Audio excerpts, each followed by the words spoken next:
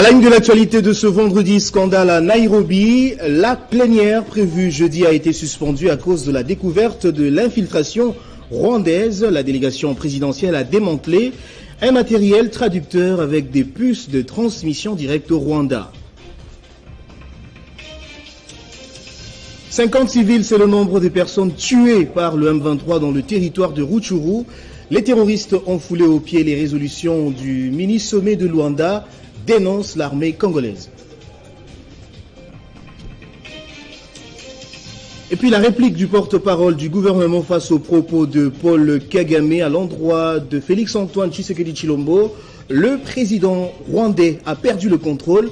Il a été recadré par le ministre Muyaya. Et puis le souverain pontife sera à Kinshasa début janvier 2023, annonce faite par le Vatican via le nonce apostolique. Essentiel de l'actualité sur Télé 50, bienvenue à tous. Les pourparlers de paix de Nairobi ont connu un temps d'arrêt ce jeudi et pour cause, deux inquiétudes sur la qualité de certains participants et sur la fiabilité des sous-traitants ayant gagné le marché des traductions et prises de son. Un nettoyage de liste des participants s'est effectué cette nuit au lieu des travaux. Au moment où les pourparlers de paix de Nairobi ont commencé à aborder des questions stratégiques, la vigilance tous azimuts de l'équipe présidentielle a permis de découvrir de grandes irrégularités. Sur le plan administratif, il se trouve des personnes sans mandat ni qualité ayant fait le déplacement de Nairobi et sur le plan technique, il y a des doutes raisonnables sur les personnels et les dispositifs de prise de son et de traduction. L'une des preuves est que même le message de dénonciation de ces faits par les mandataires spéciaux du chef de l'État, Serge Tshibangu, a été volontairement sabordé. D'abord, administrativement, nous avons découvert qu'il y a des gens qui se sont glissés dans l'accréditation pendant qu'ils n'étaient pas dans la liste première qui était validée à partir de la RDC. Deuxième information un peu sensible, là je m'appelle vraiment à votre sens élevé de responsabilité et de compréhension surtout, c'est que nous sommes obligés de changer certains accessoires que nous sommes en train d'utiliser pour la communication parce que les origines de ce que nous avons pour le moment n'est pas recommandé, je veux dire pour nous, dans le contexte actuel, mais nous sommes en train de trouver une solution alternative, que ce soit cette nuit ou demain matin. La facilitation s'est donnée la nuit de ce jeudi pour corriger ce qui doit l'être. Ce vendredi, les travaux vont reprendre. Les pourparlers achoppent pour l'instant sur la manière dont le PDDRCS va s'y prendre dans l'opération de démobilisation, désarmement et réinsertion sociale. Les forces armées de la RDC accusent le terroriste du M23 d'avoir massacré 50 civils mardi à Rutshuru, dans l'est de la République démocratique du Congo, et d'avoir violé les cessez-le-feu obtenus au sommet de Luanda du 23 novembre dernier. Dans un communiqué rendu public jeudi, l'armée dénonce également le recrutement forcé des jeunes par le M23 et l'utilisation des mineurs pour renforcer ses rangs. Pendant qu'elle observe scrupuleusement le cessez-le-feu, conformément à la décision des chefs d'État prise au mini-sommet de Luanda du 23 novembre 2022, l'armée rwandaise et ses supplétifs des terroristes du M23 ont attaqué ce jeudi 1er décembre 2022 les positions des FARDC tenues par le 34e régiment d'infanterie à Kalima, à hauteur du pont sur la rivière Rwindi, dans le groupement Bambo, chefferie de Bwito, en territoire de Rutshuru. Cette offensive, déclenchée par les forces de défense du Rwanda, démontre à suffisance les intentions belliqueuses du pouvoir de Kigali, déterminé à saboter les décisions des chefs d'État de la sous-région, ainsi que les initiatives de l'Union africaine, des États de l'Afrique de l'Est et de la communauté internationale pour le retour de la paix et de la sécurité dans la partie orientale de la République démocratique du Congo. C'est pourquoi, malgré la feuille de route contraignante du mini-sommet de Luanda, aucun désengagement des forces rwandaises et des terroristes du M23 n'est observé sur le terrain. Au contraire, il est constaté un renforcement en effectifs et en matériel en provenance du Rwanda. En outre, face au refus des populations de se soumettre à leur dictat, les forces de défense du Rwanda et leurs supplétifs du M23 procèdent au massacre des civils innocents et sans défense dans le territoire de Rutshuru. Le dernier cas en date est celui de 50 civils congolais lâchement assassinés mardi le 29 novembre 2022 à Kishiché, localité située dans le groupement des Bambou, chefferie de Bwito, en territoire de Rutshuru. Il s'agit de la réponse du berger à la bergère, la réplique du porte-parole du gouvernement après les propos tenus récemment par le président rwandais Paul Kagame à l'endroit de son homologue congolais Félix Antoine Tshisekedi au sujet des élections.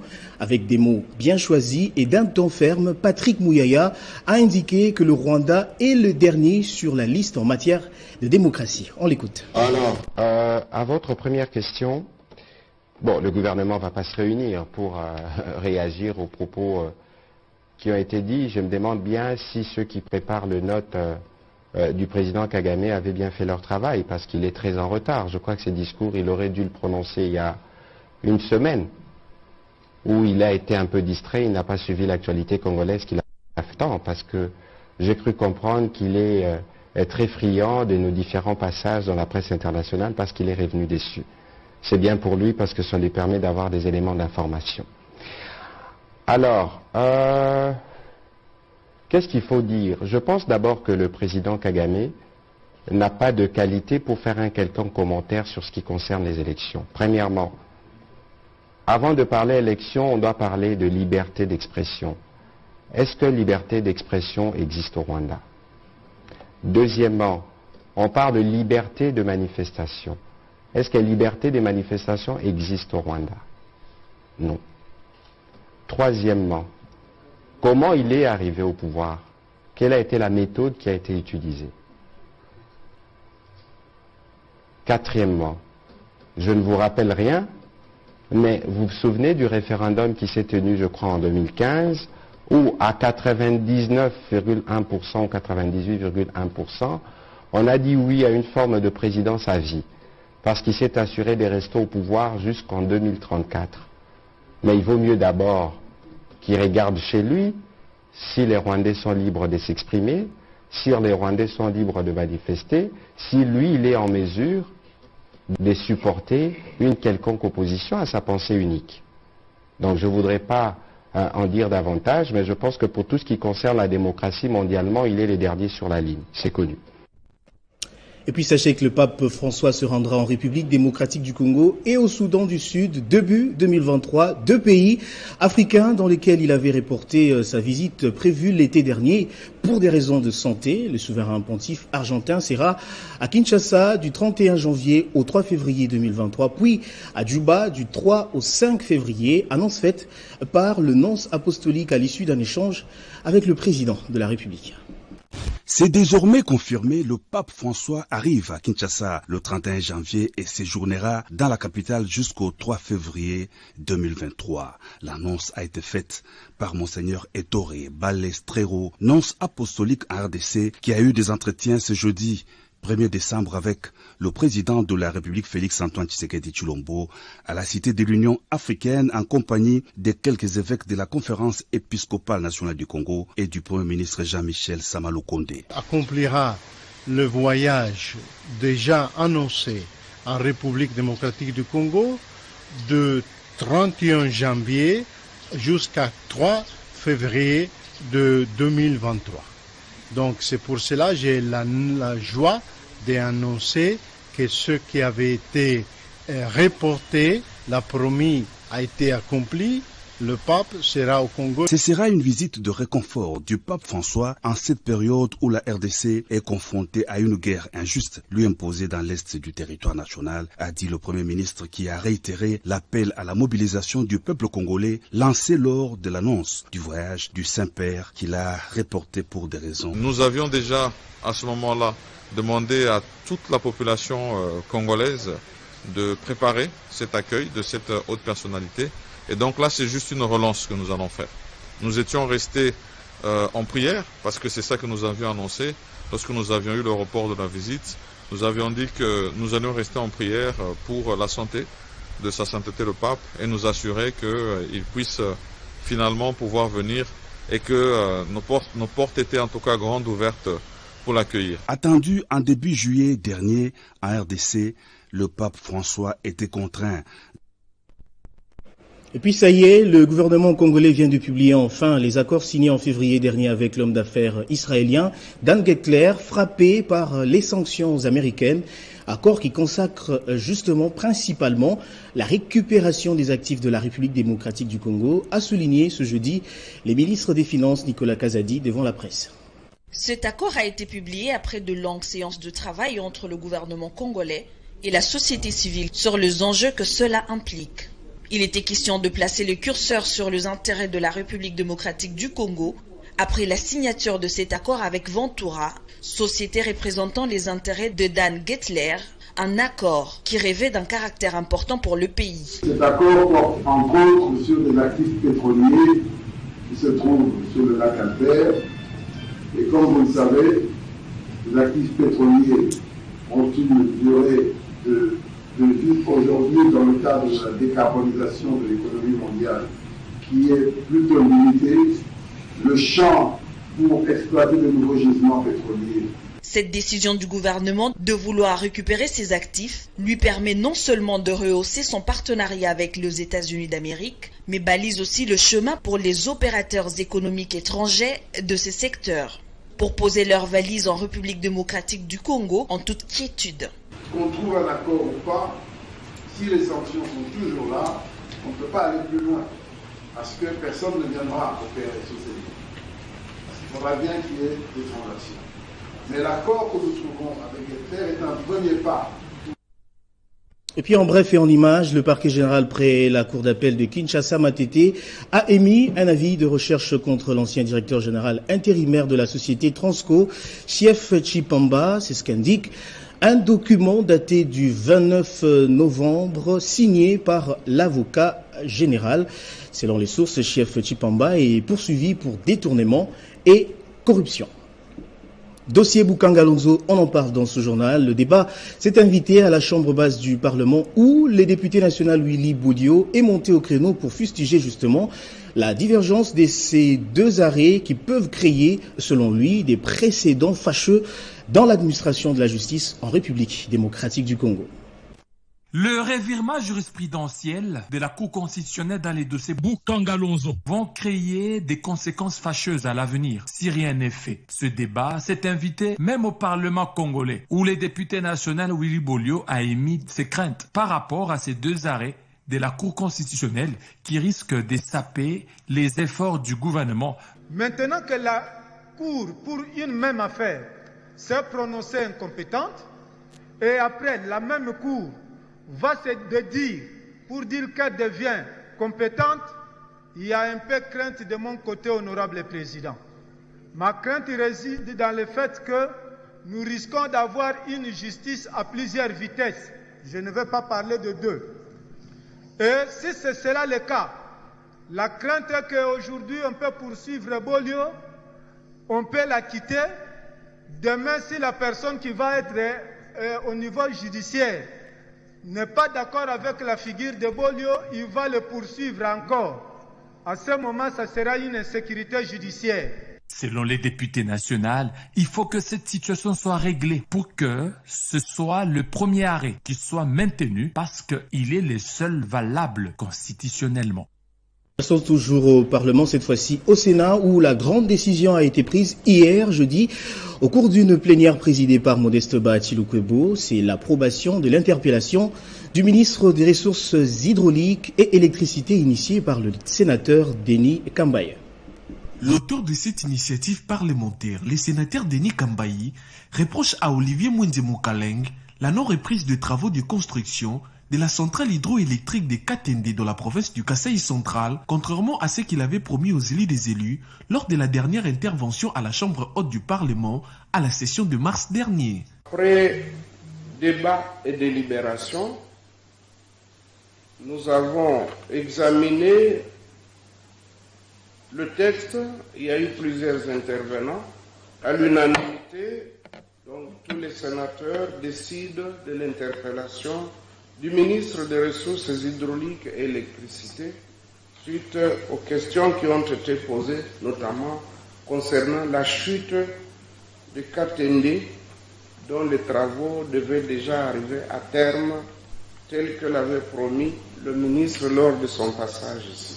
Ce même jeudi, le Sénat a voté des propositions de loi déjà examinées en première lecture par l'Assemblée nationale. Il s'agit notamment de la proposition de loi modifiant l'ordonnance-loi portant création de la taxe de promotion de l'industrie et du projet de loi modifiant et complétant les décrets portant Code pénal congolais en matière de la prévention et protection de la traite de personnes. Poursuivons ce journal pendant ce temps, installation du comité technique national de rationalisation des bureaux gestionnaires par la vice-ministre de l'EPST Aminata Namassia. Cette cérémonie a eu lieu devant un parterre des acteurs du système éducatif sous la conduite de la secrétaire générale à l'EPST. Détail, Jean-David Kilolo. Pour manifester la volonté de la matérialisation de la gratuité de l'enseignement primaire et favoriser ainsi la fréquentation scolaire des populations les plus pauvres, le gouvernement de la RDC a mis en place des programmes de renforcement de la gouvernance du système éducatif pour garantir une gestion plus efficace et plus efficiente.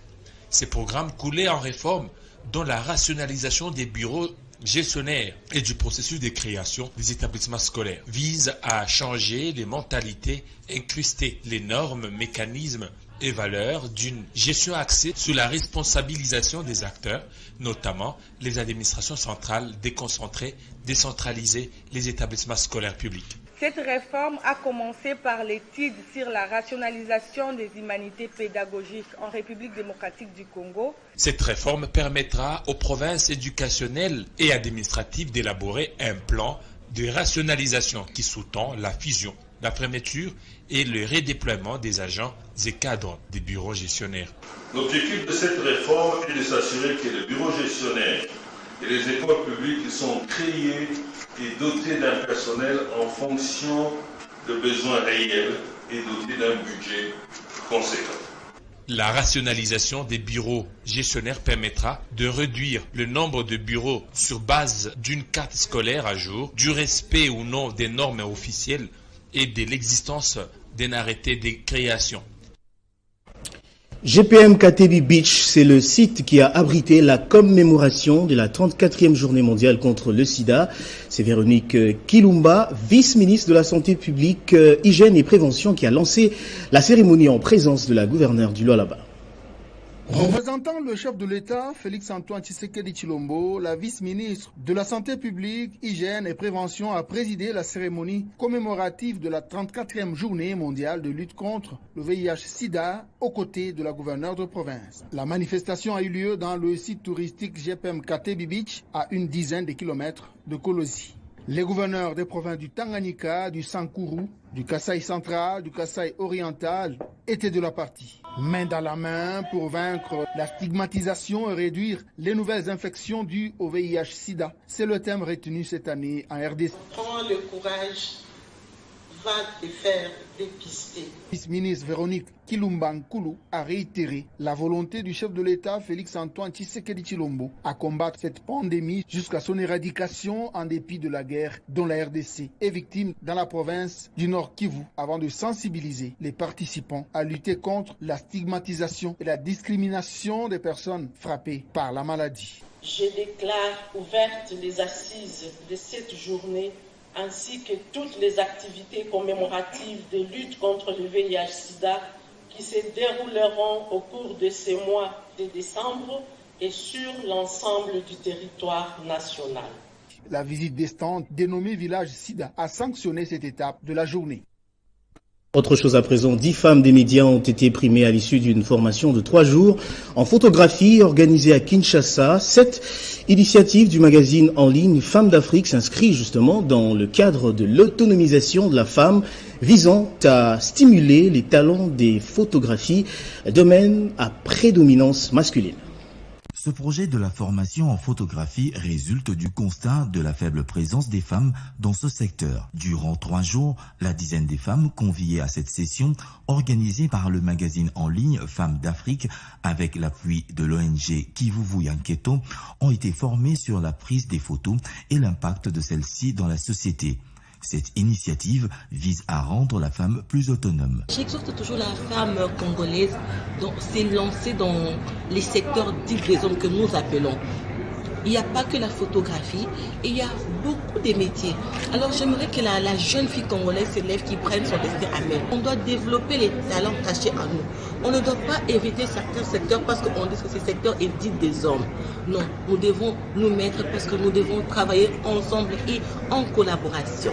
À l'issue de cette première session ponctuée par la remise des brevets, les participantes s'engagent à faire valoir les acquis de cette formation. De son côté, Femmes d'Afrique, qui à cette occasion a procédé à la présentation du nouveau numéro de cette publication à vocation féminine à l'échelle continentale, entend poursuivre l'élan de la promotion des femmes. En dehors de nos frontières, en France, justement, le gouvernement français craint des pénuries d'énergie partout sur le territoire.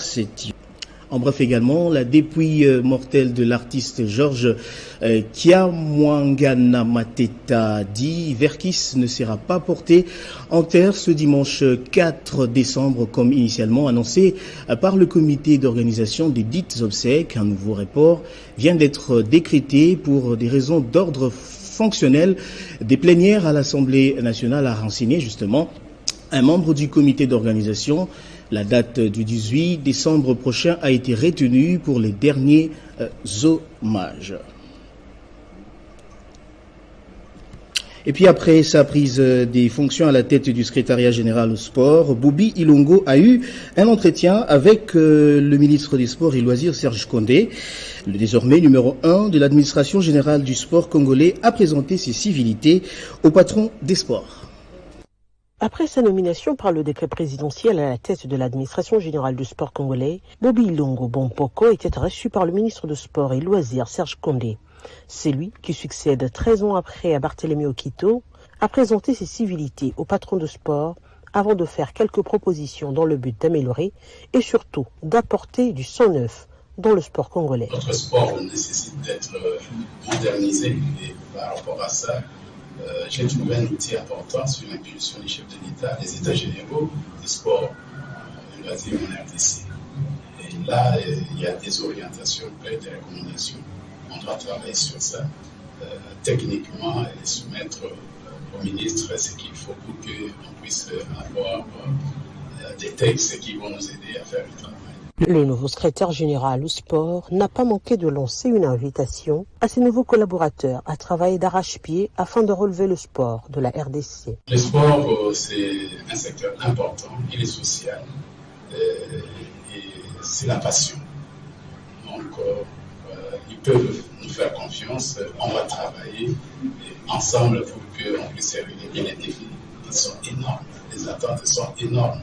On doit travailler pour qu'on ait plus de coupes à gagner et qu'on participe positivement, activement à toutes les compétitions, si c'est possible. On va prendre les rappels des titres à présent.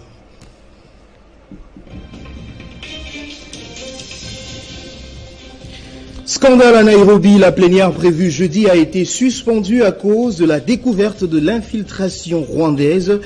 La délégation présidentielle a démantelé un matériel traducteur avec des puces de transmission directe au Rwanda. 50 civils, c'est le nombre de personnes tuées par le M23 dans le territoire de Rutshuru. Les terroristes ont foulé aux pieds les résolutions du mini-sommet de Luanda, dénoncent l'armée congolaise.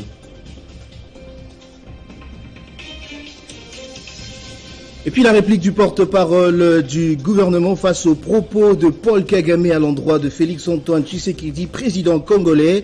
Le président rwandais a perdu le contrôle. Il a été recadré par le ministre Mouyaya.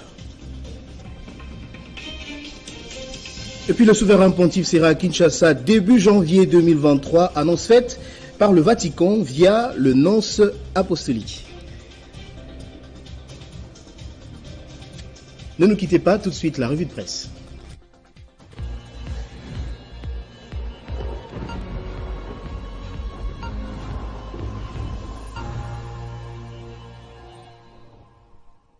Et c'est avec Grace Salambo Chako qui me rejoint déjà sur ce plateau, à qui j'ai dit bonjour et bienvenue. Bonjour Christian, c'est un plaisir de partager ce plateau. Le plaisir est partagé grâce à la une de votre revue de presse d'aujourd'hui. La nouvelle visite du pape François en RDC intéresse donc la majorité des journaux parus ce vendredi à Kinshasa. Tout à fait Christian, et à ce sujet, le journal Ouragan titre à sa une le pape François à Kinshasa le 31 janvier, l'étape de Goma non retenue. Le rédacteur de cet article note que le souverain pontife se rendra en RDC et au Soudan du Sud du 31 janvier au 5 février 2023. Le confrère rappelle que le Saint-Père avait reporté ce déplacement tant attendu par les populations congolaises à cause de ses ennuis de santé à son arrivée. Après une visite de courtoisie au président Tshisekedi, souligne le journal, il rencontrera les autorités coutumières, la société civile et le corps diplomatique au Palais de la Nation où il prononcera également un discours. L'avenir qui revient sur tout le programme de la visite du pape François précise que le lendemain, donc le 1er février, le pape célébrera la messe à l'aéroport de Ndolo dans la matinée et dans l'après-midi, le souverain pontife rencontrera les victimes de violences dans l'est du pays et les représentants des œuvres caritatives. Et selon Africa News, cette annonce a été faite officiellement lors d'une importante rencontre entre le chef de l'État et le nonce apostolique, Monseigneur Ettore Balsetro, ainsi que les délégués de la Conférence épiscopale nationale du Congo, en présence du Premier ministre, justement, qui, au nom du chef de l'État, Félix Tshisekedi, a demandé à toute la population de relancer les préparatifs de cet accueil lancé il y a déjà quelques mois. Et puis le second sujet que vous avez justement retenu aujourd'hui, grâce, menacé de destitution, le sort du président sud-africain, toujours incertain. C'est un titre du site RFI.fr. Les grandes figures de l'ANC, le parti de Nelson Mandela, se réunissent ce vendredi à Johannesburg pour discuter de l'avenir du président sud-africain Cyril Ramaphosa sous la menace d'une procédure de destitution après la publication d'un rapport de commission parlementaire accablant. Le porte-parole du président avait prévenu jeudi que Cyril Ramaphosa ferait une annonce imminente tout en prévenant que l'heure était trop grave pour prendre des décisions à la hâte. Cyril Ramaphosa a passé toute la journée d'hier jeudi à consulter les poids lourds de son parti, écoutant les conseils et pesant ses soutiens. Abordant le même sujet, le site Africa News indique que hier, dans la matinée, justement, des proches avaient confié aux médias sud-africains qu'il ne se battrait pas pour rester à son poste, mais dans la soirée, l'inquiétude quant à son départ semblait avoir suscité un soudain revirement. Le monde des affaires et une bonne partie de l'ANC volent à son secours. Les décideurs à la tête de l'ANC ne veulent pas qu'il parte. Et ce vendredi matin, même le chef de l'église anglicane a plaidé en faveur de celui que les Sud-Africains appellent affectueusement Cyril. Grâce, je vous remercie de votre présentation. Merci. Merci également à vous de nous avoir suivis de partout dans le monde, notamment à Ottawa, au Canada, grâce à Télé 50.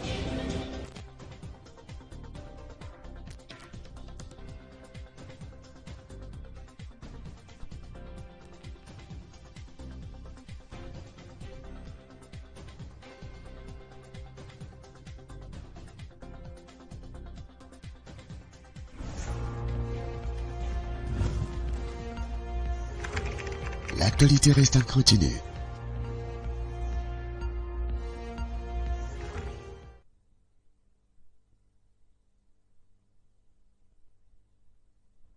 Programme funéraire de Maître Joël Mangaba Nzuela. Veille mortuaire ce dimanche 4 décembre dans la salle 9 Régions des Super Lemba. 17h, mise en place terminée dans la salle 9 Régions Lemba Super. 18h, arrivée des membres des familles, amis et connaissances. 19h, culte d'action des grâces. 20h, témoignage. 20h30, recueillement sous les rythmes des cantiques religieux. 21h30, musique folklorique. 22h30, animation religieuse.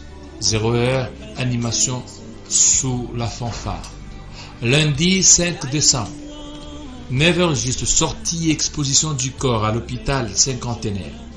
9h45, recueillement et dépôt des gerbes des fleurs. 11h20, oraison funèbre.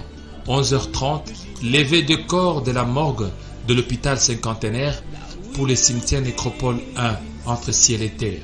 17h, bain de consolation. Que l'âme de l'illustre disparu repose en paix.